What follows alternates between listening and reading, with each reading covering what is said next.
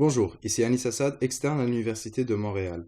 Il me fait plaisir de vous présenter ce podcast sur l'évaluation et la prise en charge des lithiases urinaires chez l'adulte. Nous réviserons l'anatomie du système urogénital ainsi que les éléments clés se rapportant à l'épidémiologie, la physiopathologie, la présentation clinique et le traitement des lithiases urinaires. Avant d'aborder plus en profondeur la colique néphrétique, attardons-nous à quelques notions d'anatomie. Les calculs urinaires sont des particules solides que l'on retrouve le long de l'appareil urinaire. Sur le plan anatomique, plusieurs structures peuvent être impliquées dans les lithiases urinaires. Rappelons-nous que l'urine produite par le rein rejoint le système collecteur. On retrouve dans l'ordre les calices rénaux mineurs, qui se trouvent au sommet de chaque pyramide de Malpighi, les calices rénaux majeurs, soit supérieurs, moyens et inférieurs, qui sont formés par la confluence de 2 à 4 calices mineurs. Enfin, le bassinet est la cavité unique recevant tous les calices majeurs. Notez que la jonction pyélocalicielle représente une constriction physiologique où le bassinet rejoint l'urtère. Ce dernier est un conduit musculaire de 25 à 30 cm de longueur permettant le transport de l'urine entre le bassinet et la vessie.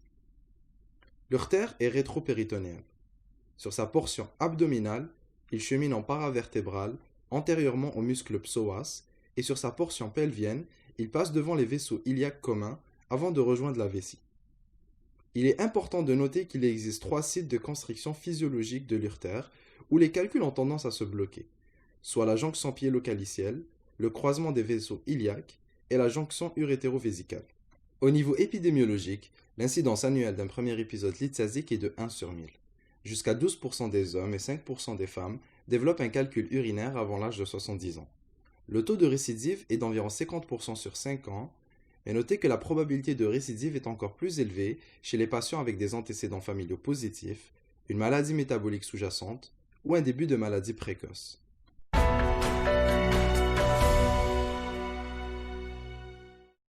La présentation clinique de la colique néphrétique se distingue par une douleur en coup de poignard, unilatérale, d'apparition subite, sans réelle position antalgique. La douleur est souvent intermittente et cyclique, d'une durée de 20 à 60 minutes. Elle siège au niveau costo-vertébral et irradie habituellement vers le flanc et les organes génitaux externes. Par contre, il arrive que la présentation soit atypique. Par exemple, un calcul situé dans l'urtère proximale peut induire une douleur à l'angle costo-vertébral avec une irradiation en antérieur, pouvant évoquer une cholécystite, une pancréatite ou un ulcère gastrique. Si le calcul se situe dans l'urtère moyen, une douleur au flanc peut mimer une appendicite ou une diverticulite. Alors qu'un calcul de l'urtère distale peut occasionner des douleurs principalement dans la région scrotale ou vulvaire, simulant ainsi une torsion testiculaire ou une infection gynécologique. Une symptomatologie digestive accompagne habituellement le tableau clinique, particulièrement des nausées et des vomissements. Notez que l'hématurie macroscopique est moins fréquente, mais les lithiases font partie du diagnostic différentiel de l'hématurie macroscopique. Notez que les symptômes d'irritation vésicale, tels que la pollakiurie, la nicturie, la dysurie ou l'inconfort suspébien, évoquent la présence d'un calcul dans la portion distale de l'urtère, c'est-à-dire la jonction urétéro-vésicale. Ceci résulte de l'irritation des fibres détrusoriennes. Passons à présent à l'examen physique. Lors de l'examen clinique, le patient apparaît souffrant, pâle et diaphorétique. L'élévation de la tension artérielle et la tachycardie sont attendues, mais le patient devrait être affébrile. La présence de fièvre indique un processus infectieux, tel une colique néphrétique compliquée ou une pyélonéphrite aiguë. Il s'agit alors d'une urgence médico-chirurgicale en raison du risque important de choc septique. La palpation et la percussion de la fosse lombaire, plus communément appelée le punch rénal, révèlent une douleur intense. L'abdomen peut être sensible du côté atteint, mais demeure souple et exempt de tout signe d'irritation péritonéale. Intéressons-nous à présent aux investigations. Au niveau du diagnostic, une formule sanguine complète, un ionogramme, une analyse et culture d'urine ainsi qu'une imagerie suffisent à poser le diagnostic et orienter la prise en charge. À l'analyse d'urine, une hématurie microscopique est attendue, mais l'urine peut être normale. La présence de bactériurie, leucocyturie et de nitrates positifs indique une infection urinaire concomitante et pourra être confirmée par la culture d'urine. Enfin, le pH urinaire pourrait nous orienter vers la nature du calcul.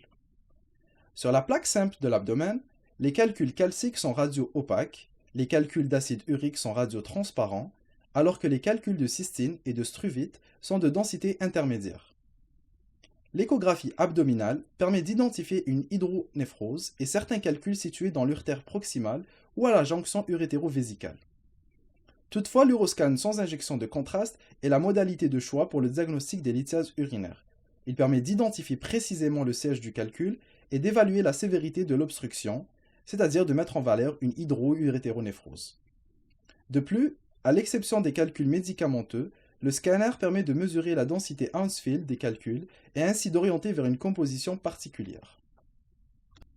La prise en charge aiguë de la colique néphrétique non compliquée repose sur le soulagement des symptômes et la facilitation de l'expulsion du calcul. L'analgésie est primordiale. Les AINS ou la morphine sont très efficaces et permettent de soulager rapidement les patients. Un antiémétique peut être ajouté au besoin. Toutefois, il faut vérifier la fonction rénale avant d'avoir recours aux AINS, surtout dans une situation de rein obstrué. Une bonne hydratation est recommandée, surtout chez les patients déshydratés ou rapportant des vomissements. A noter qu'une hydratation forcée n'accélérera pas le processus d'expulsion de la lithiase, mais permettra plutôt de réduire le risque de récidive.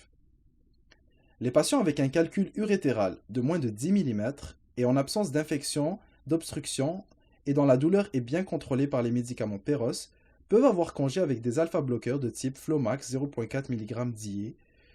Ceci facilite le passage du calcul par dilatation du col vésical et de l'urtère distale. Notons que 80% des calculs de moins de 5 mm sont évacués spontanément. Par contre, un suivi radiologique après 2 à 4 semaines permet d'objectiver le passage du calcul et de réévaluer si une lithotripsie par onde de choc ou une intervention endoscopique est nécessaire. Quant au calcul urétéro de plus de 10 mm, le recours d'emblée à une intervention endoscopique est habituellement nécessaire. En présence de fièvre, une dérivation urinaire urgente, exemple un double J, ainsi qu'une antibiothérapie intraveineuse est requise. Une insuffisance rénale aiguë post-rénale, secondaire à un calcul urétéral sur rein unique, ou des calculs urétéraux bilatéraux sont des indications de procéder à une intervention semi-urgente. D'autres présentations cliniques peuvent être associées au calcul, dans les calculs rénaux non obstructifs. Les indications relatives de traitement pour les calculs rénaux non obstructifs incluent entre autres le risque de non-passage lors d'une colique néphrétique soit d'une taille supérieure à 7 mm, de la douleur, de l'hématurie, un calcul en croissance, une taille supérieure à 15 mm et des infections à répétition. Dans le cas de calculs rénaux, 3 modalités de traitement sont possibles. La lithotripsie par onde de choc et la néphrourétéroscopie flexible sont des options raisonnables pour les calculs de moins de 2 cm. Par contre, au-delà de 2 cm, la néphrolithotomie percutanée avec insertion d'un néphroscope directement dans le rein est le traitement de référence. La dissolution chimique des calculs est une modalité acceptable uniquement dans le cas de calcul d'acide urique pur et en absence d'obstruction. La prise de citrate de potassium ou de bicarbonate de sodium induit une alcalinisation prolongée des urines, ce qui permet la dissolution des calculs d'acide urique.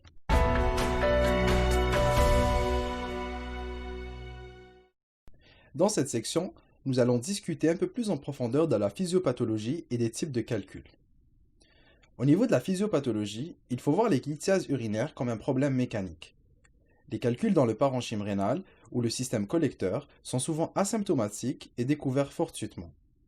Par contre, lorsque le calcul migre au niveau de l'urtère, l'augmentation de la pression à rebours induit une distension de la capsule rénale, générant une douleur typique. L'obstruction du flux urinaire et l'élévation de la pression en amont peut induire une hydrourétéronéphrose et entraîner une dégradation de la fonction rénale. Généralement, les calculs de moins de 5 mm sont susceptibles de s'évacuer spontanément.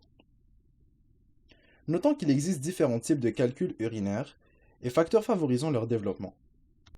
85% sont des calculs de calcium, majoritairement d'oxalate de calcium et plus rarement de phosphate de calcium. Les principaux facteurs de risque sont la déshydratation, l'hypercalciurie, l'hypocitraturie. Notez que le citrate se lie au calcium urinaire, permettant d'inhiber sa cristallisation. D'autres conditions médicales, comme l'acidose tubulaire rénale, l'hyperparathyroïdie, la sarcoïdose, l'hyperthyroïdie, le myélome multiple et certains cancers métastatiques peuvent induire la formation de calculs calciques. L'hyperoxalurie peut être secondaire à une alimentation riche en oxalate, comme dans la rhubarbe, les épinards, le cacao ou le thé, ou dans un contexte d'absorption excessif en oxalate, particulièrement chez les patients avec des maladies intestinales ou post-chirurgie bariatrique. Il est intéressant de noter que l'hyperuricosurie est non seulement un facteur de risque pour la lithiase d'acide urique, mais aussi pour la lithiase oxocalcique. A noter que le pH urinaire alcalin favorise la cristallisation des sels de phosphate de calcium, alors que les cristaux d'oxalate se développent en milieu acide et basique. L'hyperparathyroïdie primaire mène principalement à la formation de calculs d'oxalate de calcium, mais la formation de calculs de phosphate de calcium est aussi possible. Les calculs d'acide urique se développent plus fréquemment en présence d'urine acide, de déshydratation ou en cas d'hyperuricose sévère. Ces cristaux peuvent former la totalité du calcul ou plus fréquemment constituer un noyau sur lequel s'ajoutent des calculs de calcium.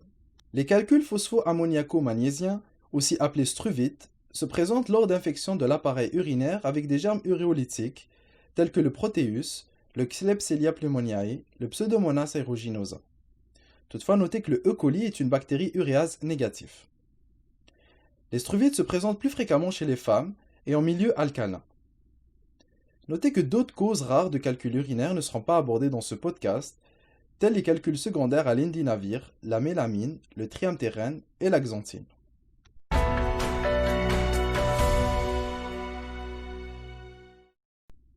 Abordons à présent l'investigation étiologique. L'analyse cristallographique permet d'identifier la nature du calcul. Ce dernier est souvent récupéré par tamisage des urines ou lors de l'extraction chirurgicale. Chez le patient présentant un premier épisode de calcul de calcium, sans facteur de risque, la mesure de la calcémie à 2 reprises dans le but d'éliminer une hyperparathyroïdie est suffisante.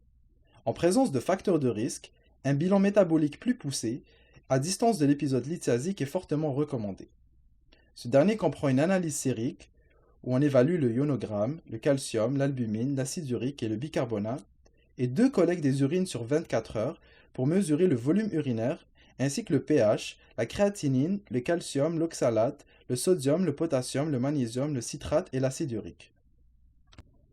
Pour conclure ce podcast, abordons les recommandations à long terme. En fonction de l'étiologie, plusieurs moyens peuvent être mis en œuvre pour prévenir la récidive de colique néphrétique. Le principe essentiel est le maintien d'un apport hydrique important, soit de plus de 2,5 litres par jour. Un régime alimentaire équilibré est recommandé tout en conservant un régime calcique entre 1 à 1,2 g de calcium par jour. Notez qu'un régime hypocalcique peut favoriser la formation de calculs d'oxalate de calcium, puisqu'une diminution de la chélation intestinale des oxalates augmente l'absorption d'oxalate. Une diète faible en sodium et protéines animales est également recommandée. Plus spécifiquement, les patients atteints d'hypercalciurie sans hypercalcémie peuvent bénéficier de l'effet hypocalciurique des diurétiques thiazidiques. Par contre, la présence d'hypercalcémie nécessite une investigation approfondie. Notez que le citrate de potassium est recommandé pour les calculs de calcium et d'acide urique. Il permet entre autres une alcalinisation des urines. Cependant, en cas d'échec, l'allopurinol peut être considéré pour les calculs d'acide urique.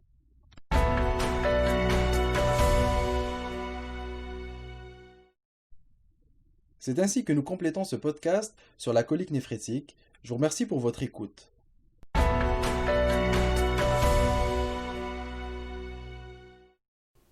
Cette balado-diffusion a été revue et approuvée par Julien Letendre, urologue à l'hôpital Maisonneuve-Rosemont.